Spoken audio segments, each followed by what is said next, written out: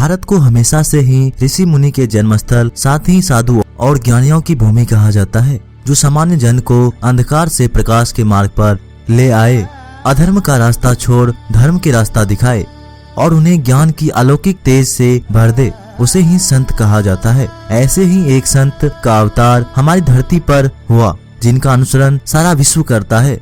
दोस्तों, आज हम बात करेंगे एक ऐसे साधु के बारे में जिनके चमत्कार सिर्फ भारत तक ही नहीं बल्कि विदेशों में भी बहुत प्रचलित है। मात्र 11 वर्ष की उम्र में ही गृह त्याग कर वे तपस्या के लिए निकल पड़े। उनकी चमत्कारियों शक्तियों को देखकर लोग उन्हें हनुमान जी का अवतार मानते थे। उनके भीतर इतनी शक्ति थी कि वे पलक झपकते ही अंतर ध्यान हो जाते थे। कुछ पल में यहाँ तो अगले पल में हजारों किलोमीटर दूर दिखाई पड़ते थे। एक बार की बात है, ये चमत्कारिक संत कहीं जाने के लिए ट्रेन पर चढ़े और सीधे फर्स्ट क्लास डब्बे में जाकर बैठ गए। ट्रेन चली और फिर टिकट चेक करने की सिलसिला शुरू हुआ। टीटी इनके पास आया और टिकट के लिए पूछा तो उन्होंने मना कर दिया और कहा, टिकट नहीं है, मैं साधु हूँ और साधु का टिकट तो फ्री में मिल जाता है। ट्रेन में आज से नहीं बल्कि जब से रेल सेवा शुरू की गई है। तब टीटी ने बोला, अगर टिकट नहीं है तो आप उतर जाइए, आप ट्रेन में बिना टिकट के यात्रा नहीं कर सकते हैं। आप ट्रेन के फर्स्ट क्लास बोगी में बिना टिकट के कैसे चढ़ गए? और इतना कहकर उन्हें उतार दिया गया। फिर दोबारा कभी भी ट्रेन में मत चढ़ना, नहीं तो अंजाम बहुत बुरा होगा। बाबा जी ट्रेन से उतर गए और जमीन में बैठ गए, लेकिन अगले ही पल कुछ ऐसा हुआ जिसकी कल्पना किसी ने भी नहीं की थी। ट्रेन आगे बढ़ने के लिए तैयार हुई और हरी झंडी भी दिखा दी गई, परंतु ट्रेन 1 इंच भी आगे नहीं बढ़ी। ड्राइवर जी ने मुंह तोड़ कोशिश की ट्रेन चलाने की, परंतु ट्रेन वहां से टस से मस नहीं हुआ और महाराज जी वहीं बैठे बैठे ये सब देख रहे थे।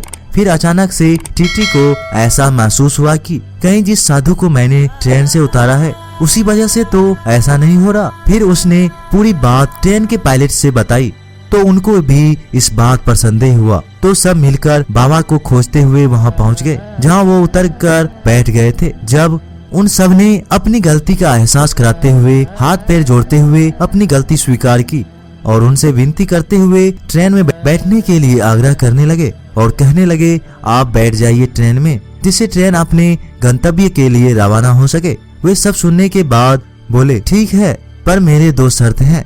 अगर तुम स्वीकार करते हो तभी मैं ट्रेन पर चढ़ने के लिए तैयार होंगे। पहली शर्त, सभी साधु सन्यासियों के साथ आप सदैव बहुत अच्छा व्यवहार करेंगे। दूसरी शर्त, जहाँ पर मुझे उतारा गया था वहाँ पर एक स्टेशन का निर्माण हो। उनकी दोनों मांगे रेलवे स्टाफ द्वारा मान ली गई। वे ट्रेन में चढ़े और फिर जाकर ट्रेन आगे बढ़ पाई। दोस्तों, ये बाबा और कोई नहीं बल्कि नीम कारोली बाबा थे। दोस्तों, जहाँ ट्रेन से बाबा उतरे थे उस जगह का नाम नीम करोली था और तब से ही बाबा का नाम नीम करोली पड़ गया। दोस्तों, नीम करोली बाबा किसी भी पहचान के मोहताज नहीं है।